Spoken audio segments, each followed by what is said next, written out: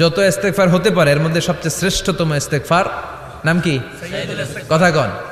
বুখারীর বর্ণনা, শাদ্দাদ ইবনে আউস রাদিয়াল্লাহু তাআলা আনহু বর্ণনা করেন, এই সাইয়্যিদুল ইস্তেগফার দিনের বেলা যে পড়বে ওই দিনে মারা গেলে সে জান্নাতি।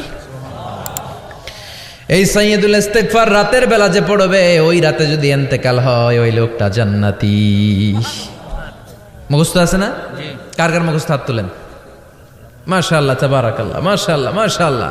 আর যাদের নাই তাদের হোমওয়ার্ক, তাদের আল্লাহুম্মা আনতা রাব্বি লা ইলাহা ইল্লা আনতা খালাকতানি ওয়া আনা আবদুক ওয়া আনা আলা আহদিকা ওয়া ওয়া'দিকা মাস্তাতা'তু আউযু বিকা মিন শাররি মা সানা'তু আবু'ু লাকা বিনি'মাতিকা আলাইয়া ওয়া আবু'ু লাকা বিযামবি ফাগফিরলি ফাইন্নাহু লা ইয়াগফিরুয যুনুবা ইল্লা আনতা।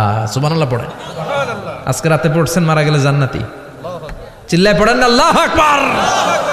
এজন্য বিশ্বনবী বলেন, আমার আগের গুনাহ মাফ, পরের গুনাহ মাফ, তারপরেও প্রতিদিন আমি 70 বার তওবা ইস্তেগফার পড়ি। আজকে থেকে পড়তে রাজি আছেন তো? বেশি বেশি ইস্তেগফার পড়া যাবে না? একটু প্রাণ খুলে দিল খুলে আওয়াজ করে পড়েন তো আস্তাগফিরুল্লাহ।